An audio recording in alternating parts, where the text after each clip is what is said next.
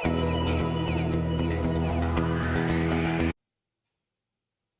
everyone, Greg here. Thanks to everyone who watched the first video that I put up about a week ago, and for everyone that's sort of had a look over the posts that I've been putting over on my new Facebook group, which I'll link in the description of the video down below as well. The whole idea for me starting the channel and getting the word out there is really about getting the word out there. There's a lot of misunderstanding, misapprehension, and misinformation that's in the public domain and people's perceptions about mental illness and depression and anxiety, and the key is to try and clear those up so that people don't feel uncomfortable talking about it.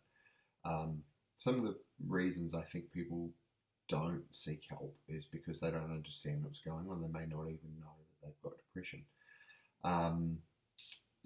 The website depression.org.nz has a really comprehensive list of what the symptoms of depression could be, but they manifest themselves differently for everyone. For me, it just started as me being tired all the time, not being able to sleep, and then sleeping too much, and just things going on in my head that I couldn't stop.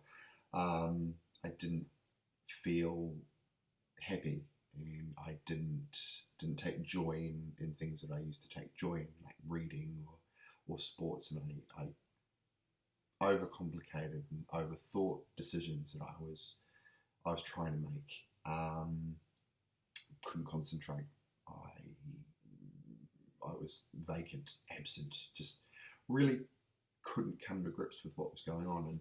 And the first thing I did was went and see my doctor. I thought I might have had like a autoimmune disease or something else going on. And my doctor said, have you thought about whether or not you've got depression or not? And we sort of went through some self-help checks and things that are going on, and discussing what was happening in my life and what was happening around me. And the realization for both of us was that, yeah, I probably had depression.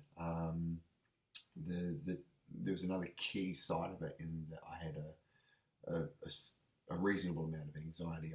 I would get anxious about the smallest little things. And if you've seen the video, the poem that I posted from Sabrina Benane of Button Poetry, you know what she says around anxiety is the cousin that depression felt obligated to bring to the party, and they go hand in hand. It's this feeling of not being able to slow down and stop, and then there's also physical symptoms as well. Racing heart and anger and irritability and those were all things that I'd had before and just really didn't put it down. I put it down to stress, really. And so we worked on a plan about what to do. So that meant more sleep, better looking after myself, eating better. It's pretty tricky to do at the best of times, right? Especially in the way that we live so fast and so quick. There's not really a moment to stop. Part of the plan was also antidepressants, and it was something I was reluctant to do at first, but then the sense of help that the antidepressants gave once they started working and started really kicking into my system gave me a sense of balance. For a while at least. Of course, if you've watched the first video, you'll know I was still drinking quite heavily. And believe it or not, the warnings on the bottles that say limit alcohol intake when you're on antidepressants actually mean limit your intake. They can have, thanks Kat, they can have adverse effects. You're taking antidepressants on one side and you're taking a known depressant on the other side. It's all like, oh, okay. Which do you want? Your body doesn't know what to do.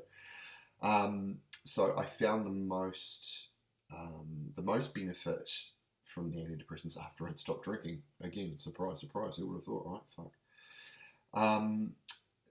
But the whole idea is to keep the conversation going with your doctor or your health professional or your therapist, psychologist, whoever you're working with, because over time, even antidepressants start to lose their effect, and you need to look at changing them or increasing dosage or trying to figure out what's going on. And it may be that antidepressants aren't the real thing for you, or aren't the best thing for you, rather.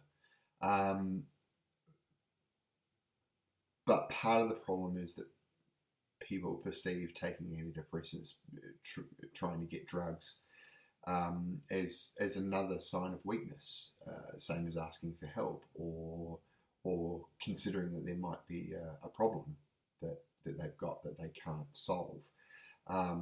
Here in New Zealand, and even though I'm Australian, I've lived in New Zealand for 24, almost 25 years.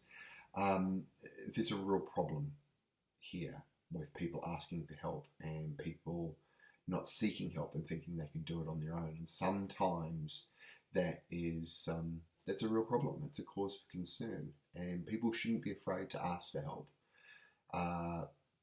People shouldn't be afraid to seek the assistance that they need, and all too often people don't, and they end up in a really bad space and end up making a really big mistake. They take their own lives, or I mean, that's the worst thing, right? Somebody dies because they didn't ask for help, and it's a waste. It really is.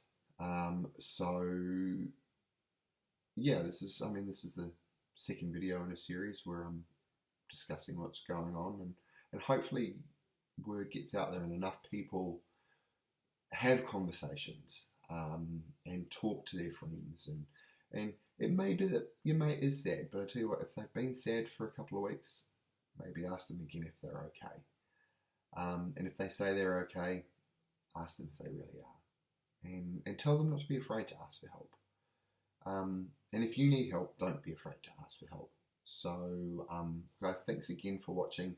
I'll probably post another video up next week, but until next time, thanks for coming in my head.